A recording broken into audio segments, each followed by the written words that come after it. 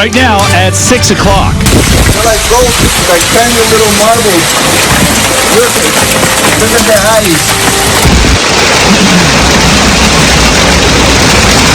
We've been waiting for this for a long time, and it's been a very dry winter. Rain, snow, and hail. Oh my! An extreme winter storm slamming Arizona. Arizona's Weather Authority has team coverage tracking the big threat today and danger on our roads. A second chance for folks struggling to find their second dose. The new location now accepting appointments. The 6 o'clock hour of Good Morning Arizona starts right now. And good morning, Arizona. It is Tuesday, and wow, what a day. A couple of days it has been. This wicked weather will not let up. Olivia, I mean, did you see all the snow in the north part of the valley yesterday? You had a big grin in your pictures and video, just like my son came home from school. He went back to school yesterday for the first time in what felt like forever, and it was basically a snow day. They thought it was amazing, so exciting, the greatest day ever. Yeah, it really was. If you're little, that's how you look at it. Maybe if you're needing to get somewhere, you're looking at it in a different way. So Arizona's Weather Authority continuing our team coverage this morning. Lots to talk about. April is back to track even more snow and rain, plus what could be the coldest day of the year. And you know, Gina is going to be crazy busy throughout the morning. Yeah, so let's jump right into it here with a look at where it's raining and snowing this morning across the valley once again. So some cold air is in place this morning, and that means our snow levels are plummeting. They are really dropping. And so you'll see here on the radar plenty of green. This is light shower activity right now. We're getting some light spotty showers this morning in parts of central Phoenix and Scottsdale. We've got some light rain now moving into Chandler and the south side near Ahwatukee and on the west side too, but this is some light green. But we're also seeing on the radar something we typically don't see in the Valley metro area or just on the outskirts, and that would be a little bit of snow. The snow level this morning we think is really near about 2,000 feet, but between 2,000 and 3,000 feet should be that snow level throughout the morning hours. So right now just north here of that Loop 101, as you get up in North Scottsdale here, Cave Creek as well, we are seeing that light snow again this morning all the way over toward Fountain Hills. If you take a look at the west side, the radar's plotting some snow falling this morning on the White Tank. South Mountain, the South Mountain area, the Estrellas, trying to pick up a little snow as well, and we've got more snow flurries this morning on the Superstitions, and really just north here of that Loop 202 in East Mesa. So an interesting morning for sure. Lots of snow in the high country. We'll go through all of that coming up in your full weather forecast. Let me give you a heads up on temperatures first as you head out the door. We're in the 40s around town with a couple spots in the 30s. It's chilly, and we're not going to warm it up all that much today. We've got temperatures only climbing to about 54 degrees.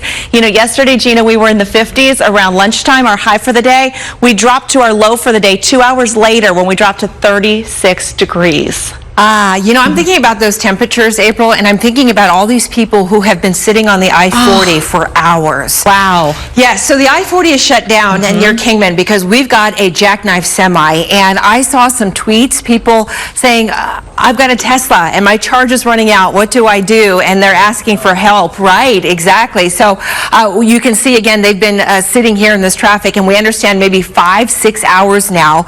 Let's show you exactly where this is on the map. First of all, here in the valley, very light day, but you are going to see wet roadways. You know what, Scotty, show everybody at home. That's the 101 here in North Scottsdale. You can see how slick those roads are, so be careful as you head out. But let's take you up to the northwest part of our state. The I-40 is shut down from Kingman further south here because of that jackknife semi. We need to avoid this area altogether. I-40 eastbound is also closed at the 89. 89 itself closed down to Chino Valley.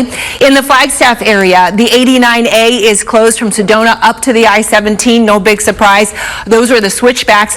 I-17 shut down just the northbound side, starting at that 179 junction. That, of course, is the turnoff for Sedona. You won't be able to head north into Flagstaff. And it's kind of tough to see because the sun hasn't come up yet, but that's the I-17, what we can see of it, just a little bit south of Flagstaff, and you can understand why DPS and ADOT have chosen to shut down this portion of the freeway in the high country. Speaking of ADOT, Kylie this morning tag teaming with me on these roadways, and you're standing by with ADOT. They've got hundreds of plows throughout our state trying to plow those roads. Good morning. They have 200 plows in all in northern Arizona, obviously eastern Arizona, and in southern Arizona. We're here along the I-17 in the north part of the valley where traffic is moving along fine. But like you mentioned, that big closure in place, about a 40-mile stretch, ADOT says, of the I-17 is shut down right now from Sedona all the way up to Flagstaff. So you are not able to get up to Flagstaff this morning if you are watching us. And they don't know when they could reopen. They shut this down yesterday at about 3:30. And again, no idea on when it will be lifted. We know right now ADOT crews, they're plowing the 17 and the many highways that are shut down. State Route 87, they tell me, is also a big one because that's closed. The I-40, obviously, like Gina mentioned too. And these back-to-back-to-back storms have created some big trouble because just as crews clear a stretch, more snow falls, and then they have to do it all over again. These snowplow operators are working around the clock. They've got 12-hour shifts. There are 400 people who are trained to work the plows, including some people from Phoenix who went up there before the storm. And we just talked to ADOT this morning about what factors in to their decision-making when they do have to make those difficult decisions and shut down big interstates like the I-17. We have to make decisions about how the conditions are. Have they become treacherous enough? Do we start to see the vehicles sliding off the highway, including the big trucks? We don't want that to continue to happen, so that closure goes into effect until our plow crews can get the job done, clear the highway enough that travel is that much safer.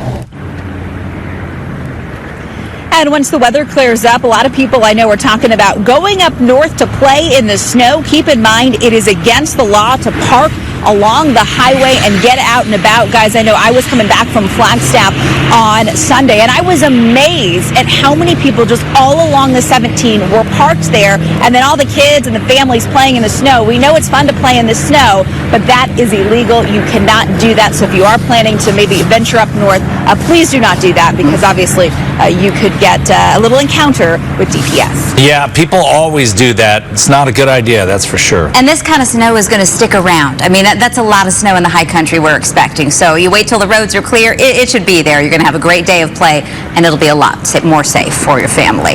Kylie, thank you.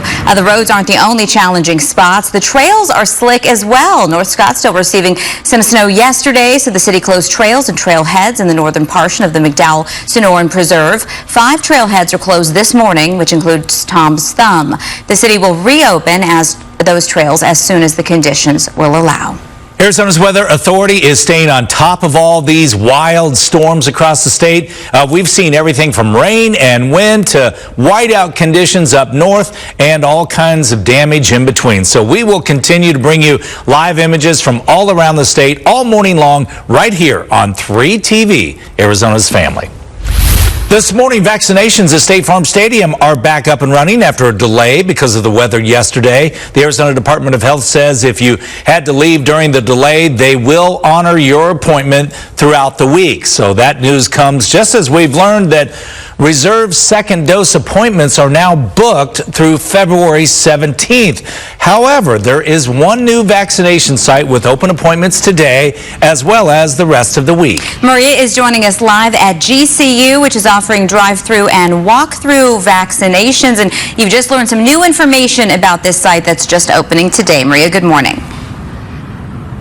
Good morning, Olivia and Scott. And that is the big deal here. This is a walk-up vaccination site, something that we have not seen during the whole vaccination rollout. So the new information that we just got this morning, it is no longer just for second doses. This is also a site for first doses if you're in the 1A or 1B phases. That includes healthcare workers, K through 12 educators, and also those 75 years old and older. So I want you to take a look behind me because these are the tents all set up for the walkthrough portion. So not only will you be able to get your vaccine by walking up to one of these tables, but you'll also have to sit in an observation tent for about 30 minutes so they can make sure that you're okay. And I want to swing you around this way. So the drive-through portion, because it's not just walk-up, it's also drive-through too. You can see all of the cones here.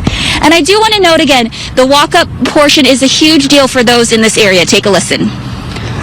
That's very good, that's very good, and I'm happy that they're going to do that. As soon as they open, I know that it's going to be over there. I just can come, walk straight with my kids, and get our shot so we don't get sick.